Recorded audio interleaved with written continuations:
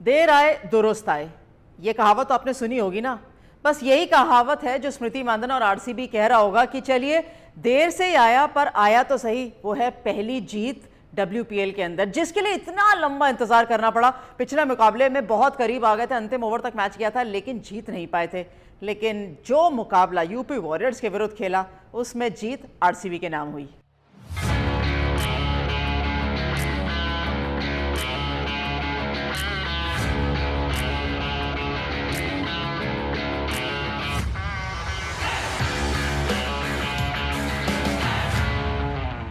स्वागत है आपका डिफरेंट स्ट्रोक्स के अंदर। और डिफरेंट स्ट्रोक्स लगाते लगाते यूपी वॉरियर्स के ऊपर फाइनली आरसीबी ने जीत हासिल कर ली। और एक ऐसी जीत जिसने सिर्फ आरसीबी को नहीं बल्कि पूरे डब्ल्यूपीएल के समर्थकों को, आरसीबी के समर्थकों को, सबके चेहरे पे एक मुस्कुराहट ला के दी है। क्योंकि हम हमेशा से जानते हैं कि आरसीबी टीम खराब नहीं है, खिलाड़ी खराब नहीं है, लेकिन किसी ना किसी रीजन से वो जीत नहीं पा रहे थे। बस अब दिल खुश हो गया। चलिए अब तक देखते हैं कि शुरू से शुरू करेंगे तो क्या हुआ। जब स्मृति मांधाना ने टॉस जीता और कहा हम पहले गेंदबाजी करेंगे, एक बदलाव के साथ कनिका आहूजा पिछले मैच में उपलब्ध नहीं थी, वापस आ गई। चलिए बहुत अच्छा किया और हम गेंदबाजी करेंगे। पहले ओवर के अंदर सोफी डिवाइन के हाथ में गेंद थमा दी। यूपी वॉरियर्स को खास बदलाव की जरूरत होती नहीं है, वो सिर्फ एक के साथ ही बदलाव करते हैं, या ग्रेस हैरिस अंदर आती हैं या बाहर जाती हैं, तो शबनम इस्माइल अंदर आती हैं बाहर जाती हैं, यही बदलाव होता रहता है। बाकी ये 12 खिलाड़ियों के अलावा 13वें की नजर देखने की, शक्ल देखने की उनको जरूरत पड़ी नहीं है, तो आज भी उनको अब भी जरूरत नहीं पड़ी। चलिए जब पहला ओवर सोफी डिवाइन ने डाला तो उस गति से गेंदबाजी कर रही थी जिसमें उनको गति और स्विंग दोनों मिल रही थी, और वो परेशान करता ही चला गया बल्लेबाजों को। पहले देविका वैद्या को आउट किया और फिर भाई क्या बताएं, एलिसा हीली की विकेट जैसे ही मिली ना, पहले ओवर के अंदर 2 विकेटें। अब कहा, ऐसा लगा कि बस आरसीबी लड़ाई के लिए बिल्कुल तैयार होकर आया है। मेगन शूट ने कहा पीछे क्यों रहूं, मैं तो हमेशा विकेट लेती हूं पहले ओवर के अंदर, तो मेरे लिए भी एक सफलता मिलनी चाहिए। और उसके बाद लगातार विकेट्स मिलती गई। हालांकि साझेदारी जरूर हुई थी एक दीप्ति शर्मा और ग्रेस हैरिस के बीच में, लेकिन दोनों को एक एक जीवन दान मिल गया था। खैर हम जीवन दान की तरफ नहीं जाएंगे, हम एक अच्छी पारी की तरफ जाएंगे, क्योंकि 22 रन दीप्ति ने बनाए, 46 रन ग्रेस हैरिस ने बनाए। और वो जो 69 रनों की साझेदारी थी ना, उसमें थोड़ा सा समानता या कहें रिस्पेक्टेबिलिटी ला पाया वो स्कोर। कम से कम एक टोटल तो बोर्ड पर लगा ना यूपी वॉरियर्स के लिए। हालांकि अंतिम ओवर पूरे खेल नहीं पाए क्योंकि रनआउट हो गई थी सोफी एकस्ट्रा, लेकिन 135 रन बोर्ड पर डाल दिए। भाई जो टीम जीतती भी आती है ना, वो कहती है ये भी काफ़ी है, हमारे पास इतने अच्छे खासे स्पिनर हैं, हम आराम से निकाल लेंगे, क्योंकि सामने जो आरसीबी का बल्लेबाजी क्रम है वो तो स्पिन के आगे कमजोर ही है ना, अभी तक था, अब नहीं। आरसीबी की टीम ने कहा कोई बात नहीं, आपको लगता है कि हमारा कप्तान स्पिन के विरुद्ध कमजोर है, कोई बात नहीं। हमने सोफी डिवाइन के साथ शुरुआत करी और एक लंबे खासे अच्छा खासा ओवर, जो 14 रन का ओवर था, उसके बाद उनको एक सफलता भी मिल गई, सोफी डिवाइन की भी मिल गई, कप्तान स्मृति मांधाना की भी मिल गई। लेकिन फिर कमर कसी।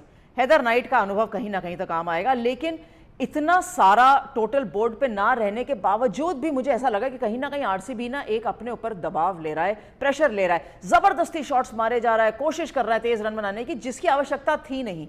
पर जो टीम रन बनाना जब चेस कर रही होती है और जीत को एक पहुंचने की कोशिश करती है ना, तो वो कहती है आप इंतजार मत करिए, आप चलते जाइए, जितनी जल्दी रन बनाएंगे उतना बढ़िया, क्योंकि दबाव बाद में ज्यादा पड़ेगा। खैर युवा खिलाड़ी होते हैं ना, तो वो हमेशा हमने एक टर्म सुना होगा, यूथ एंड एक्सपीरियंस।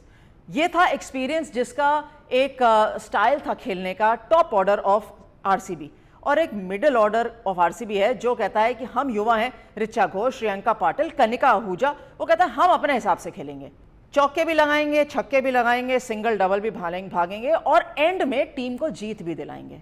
भाई क्या शानदार नॉक खेला कनिका आहूजा, पहले भी देखा इनको लंबे छक्के लगाते हुए, शॉट्स लगाते हैं, लेकिन 46 रन, एक 20 वर्षीय खिलाड़ी, पंजाब से है, मैंने इनको गेंदबाजी और बल्लेबाजी दोनों करते देखा है।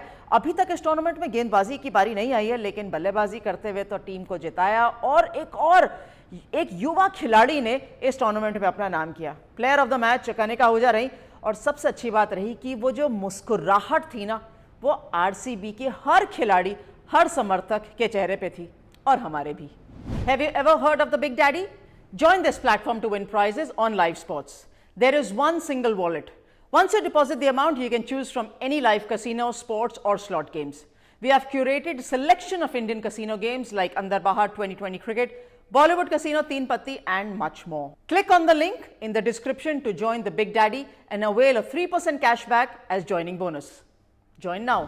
अब मुकाबला आने वाला है दिल्ली कैपिटल्स और गुजरात जायंट्स के बीच में, और ये वही टीमें आमने सामने हैं। अगर आपको याद हो, डीवाई पाटिल पे पिछली बार दिल्ली कैपिटल्स का आमना सामना हुआ था गुजरात के, और वो चेज जो था ना, वो जो 105 106 रनों का टारगेट था, वो शफाली वर्मा और मेग लैनिंग ने तेज तरार से चेस किया था। 7.1 या 2 ओवरों के अंदर वो चेस कर लिया था। 76 बनाए थे शफाली वर्मा में। याद आया? जी हाँ, वही था जो हर तरफ चौके छक्कों की झड़ी लगा दी थी और बहुत जल्दी चेस कर गए थे। खैर, गुजरात के लिए अलग चैलेंज है कि मैं तो अभी भी समझती हूँ कि वो अपने कौन से 4 इंटरनेशनल प्लेयर्स के साथ जाना चाहते हैं। मुझे अभी भी लगता है कि आप या तो अपनी गेंदबाजी स्ट्रांग कर लीजिए या बल्लेबाजी स्ट्रांग कर लीजिए, क्योंकि अगर बैलेंस में चलते रहेंगे तो ना यहाँ जाएंगे ना वहाँ जाएंगे। तो बेथ मूनी के बाद लॉरा वुल्फार्ट आई है, अब डंकली ओपन करेंगी, वुल्फार्ट करेंगी, या सेम टीम के साथ जाएंगे जिसमें एशले गार्डनर थी पिछले मुकाबले में, एनाबेल सदरलैंड थी और किम गार्थ थी। अगर इन्हीं के साथ जाना चाहेंगे तो बात ठीक है, नहीं तो कहीं ना कहीं आपको कुछ बदलाव करने की आवश्यकता रहेगी, क्योंकि सामने जो टीम है ना, वो है दिल्ली कैपिटल्स, जिनकी बॉलिंग तो अच्छी है ही है, जिनकी बैटिंग तो अच्छी है, उनकी बॉलिंग भी अच्छी है। और याद करिए, ये ऐसा बॉलिंग लाइनअप है जो मारिजान काप इनके पास 5 विकेटें ले चुकी हैं, तारा नॉरिस जिसने पहले मुकाबले में ही 5 विकेटें ली थी। तो ये वो वाली टीम है जिसके पास सब कुछ है, बैटिंग, बॉलिंग, फील्डिंग। इसके सामने जीतना आसान नहीं होगा। तो आपको बहुत सही ढंग से अपने प्लेयर्स चुनने चाहिए, जो कि गुजरात जायंट्स हैं। खैर, दिल्ली कैपिटल्स एक ऐसी टीम है जिन्होंने बहुत बढ़िया तरीके से अपने खिलाड़ियों का चयन किया है और उनको इस्तेमाल भी किया है। हम उनकी बल्लेबाजी की हमेशा बात करते हैं कि मेग लैनिंग, शफाली वर्मा कितने बढ़िया हैं, और गेंदबाजी तो हम देखते ही आ रहे हैं। खास तौर पर तो राधा यादव भी विकेटें ले रही हैं, लेकिन खास तौर पर मारिजान काप और तारा नॉरिस।